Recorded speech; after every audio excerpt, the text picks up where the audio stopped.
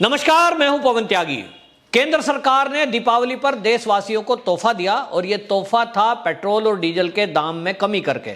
जी हां, आपको बताएं, केंद्र सरकार ने एक्साइज ड्यूटी में 5 रुपए पेट्रोल पर और 10 रुपए डीजल पर घटाए।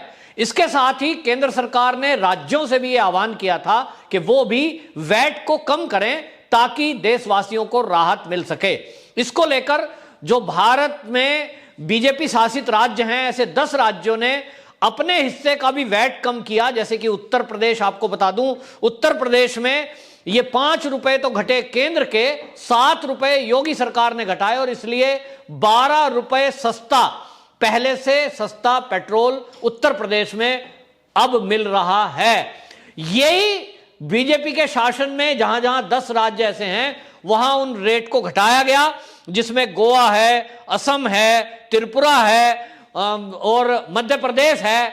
लेकिन जहां कांग्रेस की सरकारें हैं वहां उन्होंने अपने हिस्से का वैट नहीं घटाया, जिसके कारण जो 5 और 10 रुपए की कटौती केंद्र सरकार ने एक्साइज में की, उसके बावजूद भी उन कांग्रेस शासित राज्यों के लोगों को सस्ता पेट्रोल और डीजल नहीं मिल रहा है। आखिरकार क्यों?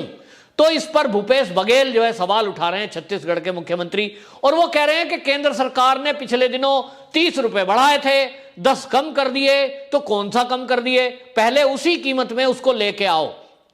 तो मैं देशवासियों को बताना चाहता हूं कि ये जो केंद्र सरकार ने एक्साइज ड्यूटी पेट्रोल और डीजल पर बढ़ाई थी, आपको याद होगा ये बढ़ाई थी मार्च 2020 में। रीजन क्या था कि देश में अचानक से कोरोना बीमारी आई, जिसके कारण लॉकडाउन लगाना पड़ा, और जब इसके इलाज को खोजा गया तो यह पाया कि इसका इलाज है कोरोना रोधी वैक्सीन। और देश में कोरोना रोधी वैक्सीन को डेवलप करने के लिए या देशवासियों को वो वैक्सीन फ्री में देने के लिए करोड़ों रुपए की जरूरत थी। और इसलिए मोदी सरकार ने मार्च के महीने में कोरोना से लड़ने के लिए जो वैक्सीन के हिस्से में बजट में पैसे रखे थे, 350 अरब रुपए का बजट ये केंद्र सरकार ने उस समय रखा था कोरोना वैक्सीन लगाने के लिए। और तय हुआ था कि 60 साल की उम्र तक जो भी हैं और उसके बाद जो 40 मिनिमम एज है उसके बीच के सभी को ये कोरोना वैक्सीन लगेगी। लेकिन बाद में दुनिया के कई देशों ने 40 साल से नीचे के युवाओं को भी वैक्सीनेशन किया। इसके कारण भारत में भी ये केंद्र जो विपक्षी हैं ये भी मांग उठा रहे थे और डॉक्टरों ने भी ये बात की कि भाई जो युवा हैं 18 से ऊपर के, उनको भी वैक्सीनेशन किया जाए। तब इसमें 100 अरब रुपया और बढ़ाया और इसलिए ये बजट हो गया 450 अरब।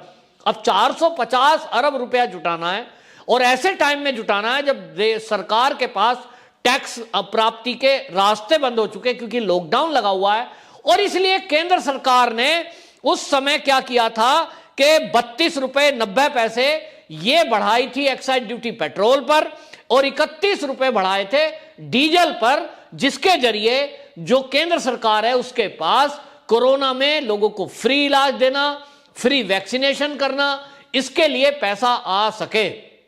जैसे ही अब ये नॉर्मल हुआ है, जैसे ही सबको वैक्सीन लग चुकी है, हालांकि अभी भी आपको बताएं कि 18 से नीचे के जो युवा हैं इनको वैक्सीन पूरा नहीं लगा, दूसरी डोज बहुत लोगों को नहीं लगी है। वहीं अब बच्चों को भी वैक्सीनेशन करने की मांग उठने लगी है। अभी भी अरबों रुपए की यहां देश में जरूरत है। लेकिन मोदी सरकार ने, क्योंकि लगातार ये फर्जी किसान नेता भी इस मुद्दे को उठा रहे थे कि डीजल के पैसे कम नहीं है, लगातार विपक्ष भी घेर रहा था कि पेट्रोल के दाम बढ़ते जा रहे हैं, तो मोदी जी ने दीपावली का दिन चुना इसके लिए और एक घोषणा की। अब इसके बाद आप देखिए कि जब भाजपा शासित राज्य उत्तर प्रदेश है वहां वो 5 रुपए केंद्र ने एक्साइज ड्यूटी घटाई तो 7 रुपए उत्तर प्रदेश सरकार ने अपने हिस्से का वैट घटाया।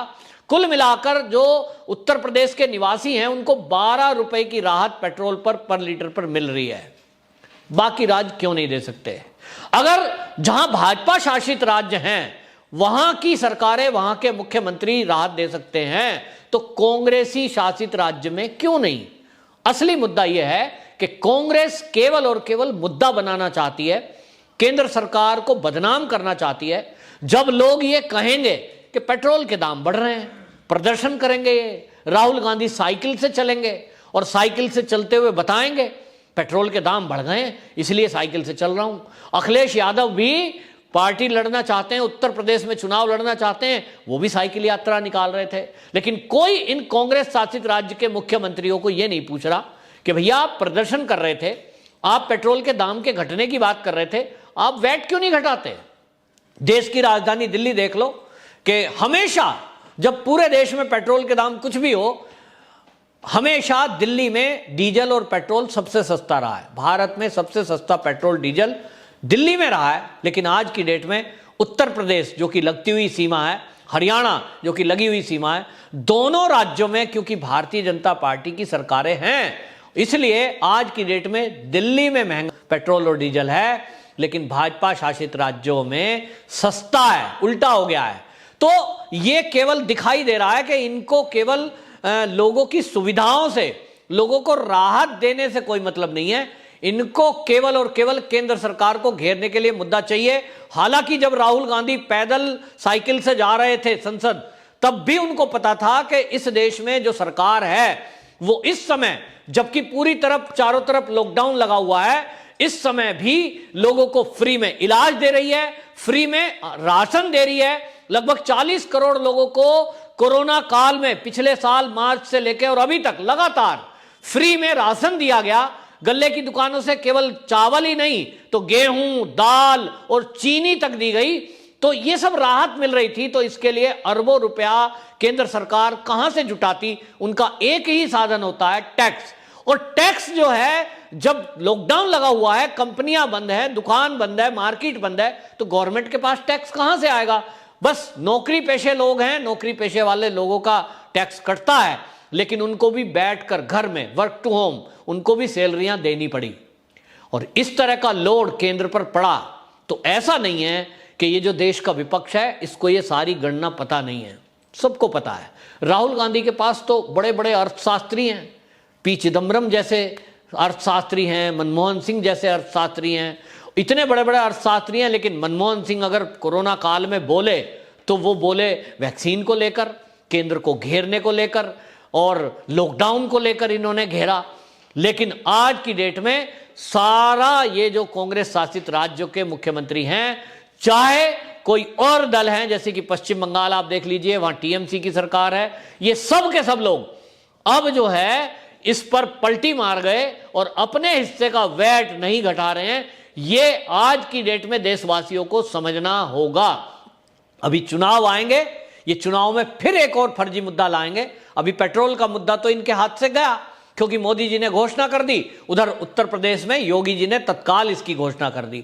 तो उत्तर प्रदेश में अब इनको मुद्दा मिलना नहीं है पेट्रोल और डीजल का, लेकिन अब इनको लोग पूछ रहे हैं, उत्तर प्रदेश की जनता पूछ रही है, अब पंजाब की जनता पूछ रही है कि जब केंद्र ने अपने हिस्से से घटाए, भाई तुमने वैट तो तुम पहले भी घटा सकते थे, अपने हिस्से का नहीं घटाना है जो अपना टैक्स वसूल रहे हैं। जबकि आप देखिए कि कोरोना काल में जितनी भी लोगों को सुविधा दी गई, इलाज दिए गए, वैक्सीन दी गई, उसमें राज्य का हिस्सा बहुत कम है, ज्यादातर केंद्र की योजना है। चाहे वो पीडीएफ से अन्न मिल रहा है तो केंद्र की योजना है, वैक्सीन दी गई वो सब फ्री दी गई, राज्य सरकार का उसमें रोल नहीं है, दवाइयां दी गई वो फ्री दी गई, ऑक्सीजन प्लांट राज्यों ने तो हाथ खड़े कर दिए कोरोना के टाइम में, साहब हमारे यहाँ तो ऑक्सीजन ही नहीं है। और तो और देश की राजधानी दिल्ली, हंसी की बात यह है कि वो देश की राजधानी है, उसके बावजूद भी वहां भी ऐसे हॉस्पिटल थे जहां ऑक्सीजन के प्लांट नहीं थे। ये बड़े दुर्भाग्य की बात है। देश में 70 साल शासन करने वाली कांग्रेस, वो राहुल गांधी जी, सोनिया गांधी और प्रियंका गांधी ट्विटर पे तो हमला कर रहे थे केंद्र के ऊपर कि ऑक्सीजन प्लांट नहीं है, लोग मर रहे हैं, लाशें तैर रही हैं। ये सब के सब ये जवाब नहीं देते कि 70 साल जब कांग्रेस ने शासन किया और अखिलेश यादव उत्तर प्रदेश में शासन चला रहे हैं, उनके पिताजी और वो मिलाकर के 15-20 साल शासन करके गए, क्या उन्होंने जो बड़े शहर हैं उत्तर प्रदेश के वहां ऑक्सीजन प्लांट हॉस्पिटलों में लगाए? निश्चित रूप से नहीं।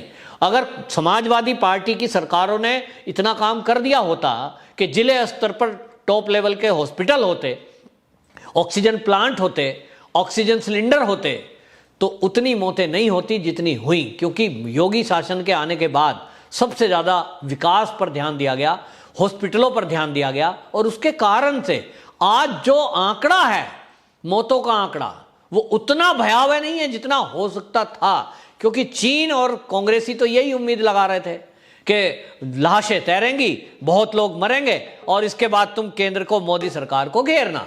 लेकिन जैसा कि मोदी सरकार की रणनीति है, कूटनीति है और तैयारी है, उसके कारण आप देखिए कि आज की डेट में केवल वैक्सीनेशन प्रोग्राम पर ये 450 अरब रुपए खर्च करने के बावजूद हमारे देश की अर्थव्यवस्था लगातार बढ़ती जा रही है, डाउन नहीं गई है। एक तरफ चीन है जो हमसे कंपटीशन करने की कोशिश कर रहा है, वहां भुखमरी बढ़ी है, वहां अंधकार छाया हुआ है, फैक्ट्रियां बंद हो रही हैं, लोग बेरोजगार हो रहे हैं, और वो चीन है जो दुनिया पर कब्जा करने की नीयत रखता है। भारत के ऊपर वो आर्थिक इस तरह के प्रतिबंध लगाना चाहता था, भारत के ऊपर आर्थिक रूप से कब्जा करना चाहता था, भारत को आर्थिक गुलाम बनाने के सपने देख रहा था। लेकिन भारत की, मोदी जी की जो सरकार की नीतियां हैं, उसके चलते आज भारत चीन से आंख में आंख मिलाकर बात कर रहा है, उसको कड़ी टक्कर दे रहा है। लेकिन ये राहुल गांधी हैं, ये प्रियंका गांधी हैं और ये सोनिया गांधी हैं, इनको